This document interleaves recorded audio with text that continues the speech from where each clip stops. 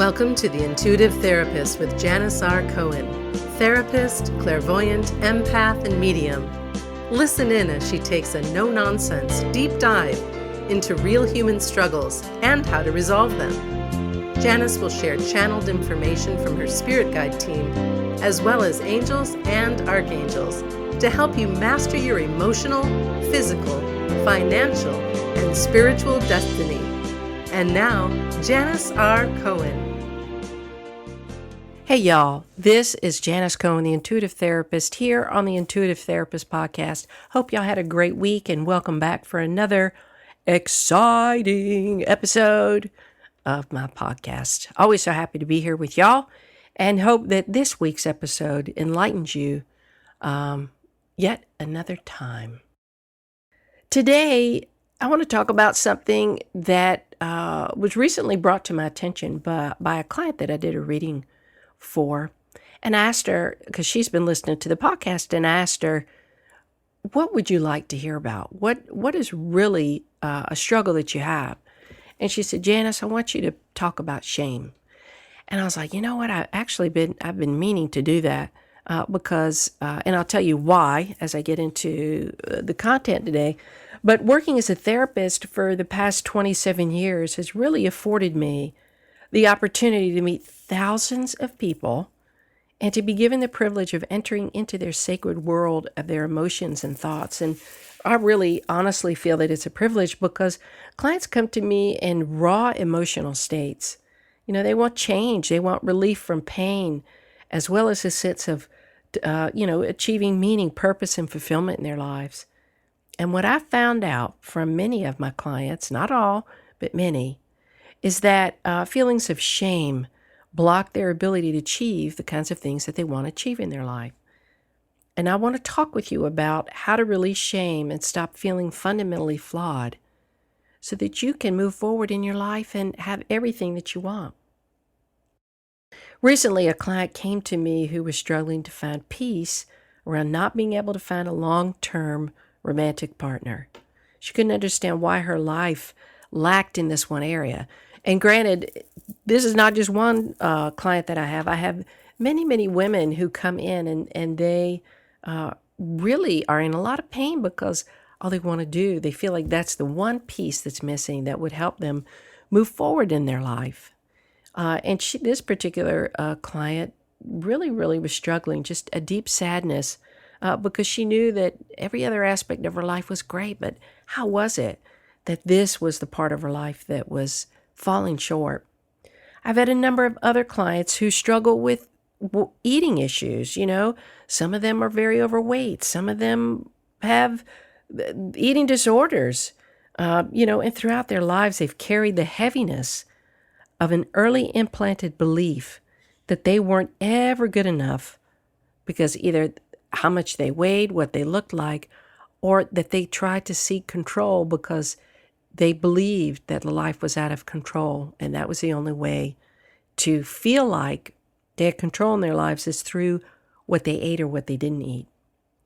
I encounter a lot of clients who tell me, look, they have painful pasts. And a number of clients who have painful pasts, being part of families who have addicts or abusers or parents who neglected them or who worked incredibly hard. They work incredibly hard to overcompensate their sense of inadequacy by becoming, workaholics and chasing after the almighty dollar. It's as if they can, if they achieve and achieve and achieve, they can somehow run away from that part of themselves that they feel ashamed about. I encounter a lot of clients who state that they're really challenged with feelings of inadequacy and that haunt them day after day after day. And it's a heavy burden to carry, and the effects and symptoms of shame can manifest in a number of ways. I would talk with my daddy a lot. He came from really less than humble beginnings, poor as poor can be, with an alcoholic father who used to beat them up, beat the kids up, beat the mother up. And my father, without a doubt, vowed to make sure that he did not recreate that in his life. Thank God he was unbelievably resilient. Outside of being a genius, he had a genius IQ. And somehow along the way, he found people found him and guided him. And he ended up in a profession that he was just exceptional in, clinical psychologist, diplomate in psychology, very, very celebrated doctor and professor. And he created our world, which truly was, as we grew up, very, very sweet. Now, granted, my dad battled with his own demons, his own dealing with anger that he worked on all the time because he knew he didn't want to become like his father. But he really became the anti-model of his father. And he made sure that he was going to provide for his children, that his children would never want for anything. And he did that.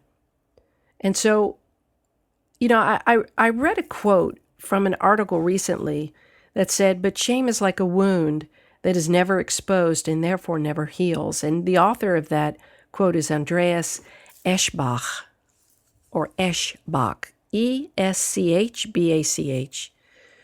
And I'll tell you what, you could be the most successful person and still carry that shame of your childhood. It doesn't go away.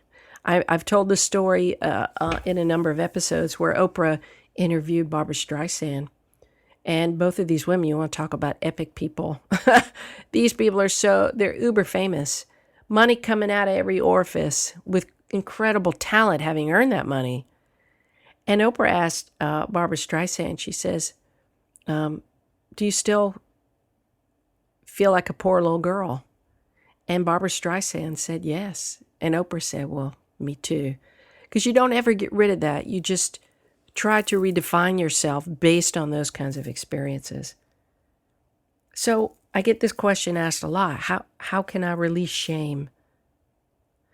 And how does somebody release shame when it's been their faithful companion for much of or all of their lives? When living with the discomfort of shame feels like that's just what life is going to be like for them. It's important to understand not only what shame feels like for those of you who haven't felt it, but I'd be hard-pressed to meet one person that has not felt shame, but really also to identify exactly what it is and how to differentiate it from other emotions like pain and guilt. And I'm going to get into all that right now. Shame really can feel like this elusive thing that follows you everywhere. It's like you just can't shake it off. It's sticky. It's stubborn and overwhelmingly committed to being with you. Shame is an entity in and of itself, and as far as I'm concerned, and it's as if you're in a constant fear that somebody's going to find out about that deep, dark part of you that you want to hide, that all-encompassing feeling of inadequacy that you carry around, and then you're afraid that they're going to expose you to the world, humiliating you even further. Validating everything that you thought about yourself as not being good enough. Shame is abusive, it's hurtful, it's powerful, and it can be debilitating. And on the flip side of that, it can be a great motivator. What differentiates shame from other feelings like guilt or embarrassment? The way I see it is that guilt is temporary, because its focus is on behavior, and behaviors can change once there's an awareness that the behavior isn't helpful to you or to somebody else, right? So again, guilt is temporary, and all you need to do is do differently next time, and you can relieve yourself from guilt. Shame, on the other hand, y'all, is more about how the person feels about who they are. It's a sense that the person is so deeply flawed that they can't escape feeling like a failure, like they're broken, and like they're damaged permanently. Shame causes suffering. Guilt can do that too for the moment, but it doesn't do to a person what shame does. Shame and suffering go together because of these three things. They have these three things in common. The first is that shame and suffering feels pervasive, meaning that it impacts everything in a person's life. Shame and suffering, number 2, feels permanent, as if it cannot be resolved or eliminated, that it will never end. And 3, shame and suffering feels personal, as if something is inherently flawed about the person that has caused the feelings of shame. Is this making sense to y'all? For those of you who have felt shame, for those of you who feel shame, does this make sense? It's in every part. You can't escape it. You can't run from it. And it's almost like you're like, well, shit, I guess I deserve it. Guilt tells us that what we're doing isn't the right thing, and that we can grow and learn from our behavioral mistakes. Shame, on the other hand, focuses on the self. And it isn't about the fact that you did something bad, but it's that you are bad. It gives you the sense that you're never going to be good enough or measure up to anyone else. It tells you that you're defective and damaged goods. I often think about famous people in the public eye. They look like they have all their stuff together, but they have money, they have notoriety, and they're really attractive people. But I can tell you hands down that they struggle or have struggled with shame at some point or some points in their life too. And the challenge, think about this, the challenge with being famous is that you are super exposed. Can you imagine? I mean, shit, we think about like going through a breakup or losing a job. You know, if 1 or 2 people know, we're devastated. Think about being famous and going through that in public. Their pain is so super exposed. Knowing, can you imagine feeling shame or feeling embarrassed or making a mistake and knowing that the whole world is aware of it? Whew, that is intense and daunting. One of my favorite authors is Brené Brown. And Brené Brown talks about how shame needs 3 things to survive: silence, secrecy, and judgment. Shame thrives on being quiet. It lurks in and around you and grows in strength every single time it convinces you that you're a terrible person, that you're unworthy of love, you're unworthy of good things, and that you're inadequate. Women are outstanding at body shaming, for example. I'm going to attest that I've done that at different points in my life. I can't begin to tell you how many times I've had to course correct my thoughts to myself when I become critical about how I look. And let's not forget how society does a brilliant job of making sure that women who aren't a svelte size 2 with a toned body, perfect butt, great boobs, perfect hair, perfect makeup are not socially acceptable. It's actually really pretty horrible. Men body shame too. I want to be clear about that. It's not just women. Men have standards that are both socially imposed on them, but also, their own sense of what they feel like they need to look like to appear pleasing to others. Who doesn't want to be desired by others? We all do. But if being desired by others is the only way that you think you can feel good about yourself and attempt to quiet your shame monster, then you are in for a rude awakening. Why? Because it never works. You cannot please everyone, nor can you do that all of the time. It's exhausting. I work with a lot of pleasers, and one of the things that we work on for sure is the conflict between the child state and the fear of disappointing and being rejected, and the adult state knowing that they need to get out of this habit and pattern of pleasing so that they can grow and step into their adulthood. So you can't ever seek anything outside of you that's going to fulfill you or take away any pain from you. That's your work. So how do you put a name to shame for yourself? How do you know that you feel shame in the first place? When we put a name of shame to feelings of inadequacy and self-loathing, and once we do that, then it can't possibly remain in power of us. It's like we've let the air out of shame's tires. And here's an interesting thing with shame. It can't exist when we give it an opposite reaction. Here's what I mean. We can't feel hate for ourselves when we love ourselves. We can't feel sad about ourselves or our life and happy at the same time. We can't feel nervous in our life when we feel calm. And we can't feel shame when we feel empathy for ourselves. It's absolutely impossible. So you want to eliminate shame? Cultivate empathy and compassion for yourself. Stop beating yourself up for who you've been labeled as being historically by yourself or anyone else. Stop letting your past haunt you. Stop kicking yourself for your mistakes, your poor choices, and your screw-ups. We've all had to screw up to get to a better place. And I'll tell you this, I spent many, many years as an angry woman in her 30s, beating myself up every day, feeling so embarrassed about the mistakes that I made and the fact that my family let me know that I kept making them. So it was very, very hard, even though I know they wanted to help me course correct. I developed a sense of shame, and that was my own choice to do that. And I tell you that it was a choice, even though I was kind of unconscious about it. I can tell you now that it's a choice. Let me share something with y'all. You don't have to keep giving shame the mic. You don't have to keep feeding the shame monster. Believe it or not, you can actually leave shame alone to fend for itself by actually choosing to love shame.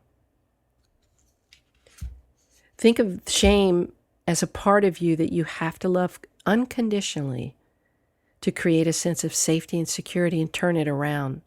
Imagine that you were looking at a child of yours whom you loved beyond description, and that child felt like you did. Would you beat it up with words? Would you spit on it, kick it, reject it, neglect it? Would you hate it? Would you hate that child? Absolutely not. That sounds abhorrent to you, doesn't it? You do whatever you could do to help that little delicious face feel good about himself or herself, and you'd redirect their attention to all of the good things about them. You'd never encourage them to suffer and hold on to the belief that they're permanently broken, would you? You would never encourage them to hate themselves. No way. You would never attack who that child is. You would build up that child, and you would give it honest feedback when he or she makes mistakes, saying, I'll always love you. It's the behavior I don't like. That is the shift that takes us out of shame into guilt, and guilt can be corrected. So how do you do this for yourself? So when you feel shame, you need to identify the thoughts that you have that trigger the feelings of shame. Thoughts like, I'm a failure, I'm fat, I'm ugly, I'm dumb. And then you got to reframe the belief. So it might sound something like this. Wait a minute, that's shame talking. Listen, shame, I am not an embarrassment. I just did an embarrassing thing, so get off my back and be quiet. Or there goes shame again, trying to convince me that I'm permanently screwed up and I can't change my life. Listen, shame, I am not screwed up. I just had poor judgment then, and I can and will do differently next time. I ask that you really think of shame as, or any aspect of yourself, any emotion that you have. I ask that you literally pull it out of your body. You could see it. It could be the shape of a person. It could be the shape of anything. It could be a blob. I don't care. Pull it out of your body and deal with it as if it is an actual person. That is part of, the depersonalization of the feelings that you have. You take them outside of your body, you see them in front of you, and you talk to it. You don't necessarily have to hate it, but you do need to stand up to those feelings that take you hostage. And I teach that strategy to many of my clients. So next, you need to recognize when you give shame power. Like, what are the particular triggers that induce shameful thoughts? So first, we have identified the thoughts, but then we got to think about Okay, well, let's go even a step back further. What's my trigger? So, are you aware that you feel shame after having binged on food, alcohol, or sex? Is it when you're with a particular family member who constantly puts you down and reminds you of how inadequate you are, and you start to believe it again, whether they do that directly or through passive-aggressive means? So is it when you're trying to better your life and your lovely critical voice begins to tell you you shouldn't even try because you know you're going to fail? What is the internal dialogue that you speak that reinforces shame's power over you? This is the key. You gotta be so tuned into how you think, otherwise shame will just feel automatic to you. Become mindful of that and become a conscious corrector of how you speak to yourself about yourself and your life. Trust me, shame cannot survive if you do not give it the nourishment of your time, energy, and attention. It is so important to begin to do things that reinforce the positive aspects of you and to hold on to those positive feelings that come from doing those positive things. We all have memories from our past experiences that make us feel crappy. I'm constantly telling my story of how I was excruciatingly bullied in 7th grade. And from that experience, I was terrified for many years. I was traumatized that if I spoke a word to somebody about somebody else, that I would be that vulnerable kid again and be humiliated and ostracized and emotionally tortured. So I always kept my mouth shut. Trust me, it was a lesson learned, and to this day, I keep my mouth shut. And for many years, like I said, I felt inadequate. I felt insecure because of what I was told about myself from all my peers at that age, that I was a failure, that, I was really the actual scapegoat of the 7th grade class. And that is a heavy burden to bear. But it wasn't until I actually actively fought my shame, face to face, toe to toe, and I defied it with different behaviors and different beliefs about myself, that I was able to finally shake it from my muscle memory. I learned how to turn a negative self-label into a positive one and release the shame that was associated with my past. Make sure that you surround yourself with positive people and positive experiences. And if you look in your life and you go, I don't have anybody in my life, find groups of people who like the kinds of things that you do and spend time with them. Doesn't have to cost you any money. If you don't make efforts to change your social environment, you're going to encounter people who reflect what you feel inside, and they'll treat you in the way that you energetically ask them to treat you. Feel shame? People are going to shame you, or you will interpret their behavior towards you as shaming. You will unconsciously seek out life teachers to help you shore up what isn't shored up inside of you. So once you begin to shed your shame skin, you'll draw to you different types of people, the positive ones. Shame is devious and deadly to our psyches. Shame needs to be stopped, or at least put on the very back burner of your life. It cannot get in the way anymore of you doing what you need to do to move forward. Feelings of shame can be a reference for you, a reference that reminds you to immediately change how you relate to yourself and how you talk to yourself. That's the bottom line. Every emotion we have we're not just here just to feel freaking emotions. We got to use them. Shame is like a beacon. You feel it, and the more and more you feel it, it is signaling you to change something in your life, whether it's a behavior, a choice, a decision, a thought. Shame lives because you let it live inside you. The same way that happiness and confidence and peace can. You must choose what emotions and parts of you that you want to nourish. Choose to nourish what makes you feel good, confident, and enough. Anything negative that you choose to feed is a waste of time. And we all know that you can't wish for a better past, nor can you change your past. So let it either motivate you to be a better version of yourself, or just let it go and make room for something better in your life. I hope this is helpful to you. I hope If you felt shame, that this has somehow allowed you to figure out how to liberate yourself from it. If you have experienced something that shifted within you, felt like this was good for you to hear, please hop over to iTunes, rate and review, write a quick review of my podcast. I would love that, just to hear your feedback. If you want a reading around anything, if you need some energy clearing, reach out, 404-558-3971, or email me at janis@janisrcohen.com. I wish you a blessed day, a wonderful week, and always live intuitively. Thanks for listening to The Intuitive Therapist with Janis R. Cohen. If you like what you heard, the best compliment you can give us is to share this podcast with a friend and subscribe, rate, and review at iTunes.